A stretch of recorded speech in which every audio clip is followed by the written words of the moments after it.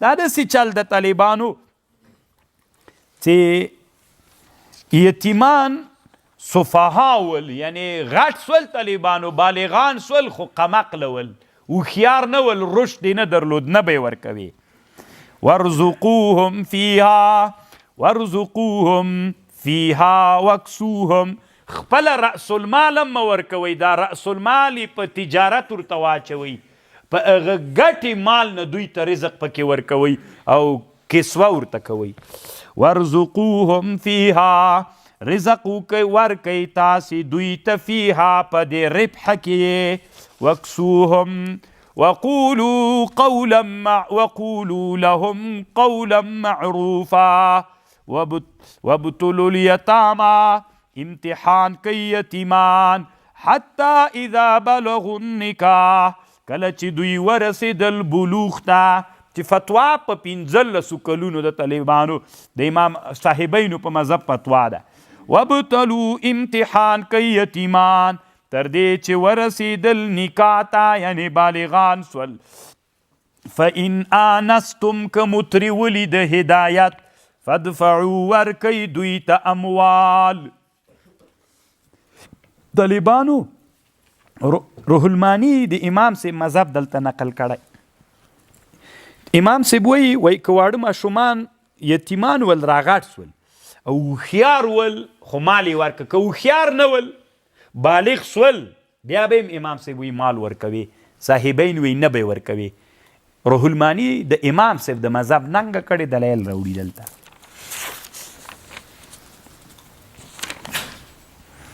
ومن کان غنیا، که څوک غني و، فلیستعفف، ځان دې پاک وساتي. ومن کان فقیرا، که څوک فقیر و، فلیأکل بالمعروف. طالبانو ډېره ښه مسله دلته روح المانی ذکر کوي، له احکام القرآن نه نقل کړی. طالبانو ګورئ، تاسې د دې ته فکر وي چې د قرآن احکامو دپاره مستقل تفسیرونه جوړ دي. ډېر ښه تفسیر چې د احکام القرآن د ابوبکر جساس ده، ډېر ښه علمي بحثونه کوي پکې، په متقدمینو کې متأخرینو کې. احکام القرآن د اشرف علي صاحب او د دې تکمله چې 18 جلد کتاب د طالبانو ما سره شته. د طالبانو خو راخیستی مې ځکه نه د طالبانو بیا احکامو باندې خو دیم چې ورسر سي که نه. اوس طالبانو یتیم ده. بله ورځ چا پوښتنه کړې وله، پوښتنه یې داسې کړې وله، وایي موږ سره کور کې یتیمان دي، بیا د یتیمانو ټوله خرچه موږ کوو، کله کله د یتیمانو ته څوک مال راوړي نو بیا موږ هم د دوی مال خورو ورسره. دا څنګه ده؟ دا جایز نه ده طالبانو. که خورې یم، که ته اوس غریب یې، د یتیم مال دې وخوړه، زه د یتیم پالنه کوم، د هغه مال زه خورم، نو خو زه خو یې پالنه کوم، زه داسې مجبور سم چې د یتیم مال یتیم سره وخوړه. بله ورځ ته چې مالدار سم، دا د قرض په شکل د بیرته به هغه ورته ادا کوي. طالبانو دلته روح المانی بحث پې باندې کړی. نو دې مسلې ته هم ډېر فکر وي طالبانو، ځکه افغانستان کې داسې کور ډېر کم وي چې یتیمان نه وي ورسره. که یتیمانو ته چا پیسې راوړې، مال یې راوړ او هغه صغیران ول طالبانو، ځکه چې بالغ سي بیا خو یتیم نه ده، چې صغیران وي هغوی ته چا مال راوړ، هغه مال ته ورسره خوري په شریکه باندې، دا نه ده جایز طالبانو. نو جایز خو نه ده طالبانو. که غریب ولی ضرورت دی ورته پیدا سو، نو دا اجره ده چې ته د دوی پالنه کوي. او که قرض ده طالبانو، قرض ده، دا خبر پوه شولی.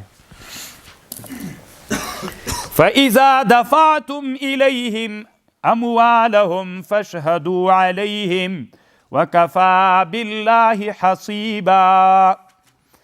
للرجال نصیب مما ترک الوالدان، للرجال سړیو دپاره برخه ده، مما لغشینه ترک الوالدان والاقربون، وللنساء ښځو دپاره برخه ده، مما ترک الوالدان والاقربون، مما قل منه او کثر نصیبا مفروضا. دا برخه مقرره کړل سوې ده. روح المانی دلته فرق کوي په مابین د واجبو د فرضو کې. دا خو طالبانو د احنافو د اصول فقه مسله ده. واذا حضر القسمة اولو القربا، کله چې حاضر سول تقسیم تخپلوان، یتیمان مسکینان، فارزقوهم من رزق ورکی لدینا وقولوا له قولا معروفا وایي دوی ته قول معروف. یا طالبانو دا منسوخ ده یا منسوخ نه ده، خلکو سستی کړې ده. کله به چې تقسیم کو سړی به چې مړ سو مال به یې تقسیمو نو هغې کې به یې خپلوانو یتیمانو مسکینان هم را جمع کول، هغوی ته به هم برخه ورکوله. اوس خو ولاک افغانان بیخي درکړي، خور دې چې رانږدې سي پښې پې ماتوي ته خو یې دغسې مسکینانو ته ښیي. ولیخش الذین یو ټکي تنبل هم فکر وي طالبانو. کله کله بعضې خلک داسې وکړي هبه څه ده، چا چې شی چاته هبه که طالبانو بیرته رجوع کولی سي که نه. موږ د احناف په مذهب رجوع کولی سي، خو شپږ صورتونو کې نسي کولی چې خپلوان خپلوان ته ورکړي، قرابت قریبه بیا رجوع نسي کولی. ورور خور ته شی ورکړي طالبانو هبه یې کړي ورته، بله ورځ ته دا ورور بیرته خور نه شی غواړي نسي اخیستلی. شپږو صورتونو کې رجوع فی الهبه نسي کېدلی. خو یوه خبر دلته ده، مثلا ورونه راجګ سي خویندې راجمع کړي، خویندو حق مو ده که غواړئ درکوي، نه نه بس موږ در بخلی ده. دا بس بله ورځ ته بیا خویندو کې یوه خور راجګه سي به زه خپل حق غواړم، نو هغه ملا ته ورسي، ملا ورته وایي هغه د څه ورته وایي ورې که که نه وي نه هبه کړی ده. نو ملا دستي ورته وایي شاهدان لري چې هبه کړی دی؟ وایي هبه کړی یم دی. وایي هبه کړی یم دی. وایي زه بس رجوع نه صحیح پکې کولی. خو طالبانو دا هبه د مشاع ده، دا هبه بیخي صحیح ده نه طالبانو. دا هبه د مشاع ده، هبه د مشاع د احناف په مذهب نسي کېږي. یو وارې به داسې کوي دا ورونه افغانستان کې داسې کار ډېر کېږي ښه، او ملا هم چې بادیون نظر ملا یې نیسي ورته وایي هبه بس، خو ورته هبه هم کړې ده بیرته رجوع نسي کولی ځکه خپلولي هم په منځ کې ده. شپږو صورتونو یو هغه ده. خو لالو په دې فکر وکړه دا هبه داسې چل کې کړی وای چې دا ځکه را تقسیم کې ټوله پچه یې مو واچوله، خورې دی تاسو وروره دی تاسو، خورې دی تاسو وروره، هر یو ته خپله برخه ورکړي. پس له هغه نه چې قبض یې کړي بیرته یې راواخلي، بیا طالبانو رجوع فی الهبه نسي کولی. افغانستان کې څنګه کیږي بس در بخلی یم بیخي تقسیم نه سوی، هغه مشترکه ده طالبانو لا تر اوسه، مشترکه طالبانو مشاع مشترکه هبه سوله. دې کې بیا دا بیخي هبه صحیح نه ده طالبانو، نو چې نه ده صحیح سوي څوک هم کولی سي. افغانستان کې دا کار کیږي که نه؟ تاسو به پته وي که نه؟ دا صورت ډېر پیښیږي. ولیخش الذین ودي ډار سیا کسان لو ترکو من خلفهم ذریه، دا د وصي په باره کې ده.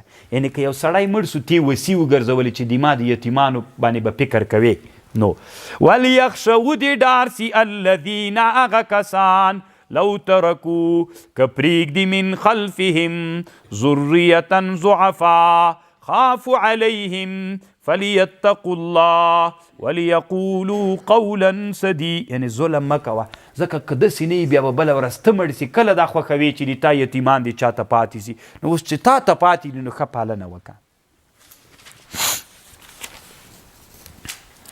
ان الذين يأكلون اموال اليتامى، هغه کسان چې خوري مالونه د یتیمانو په ظلم، انما يأكلون في بطونهم نارا وسيصلون سعيرا، زردن نبوزي دوی جهنم تا.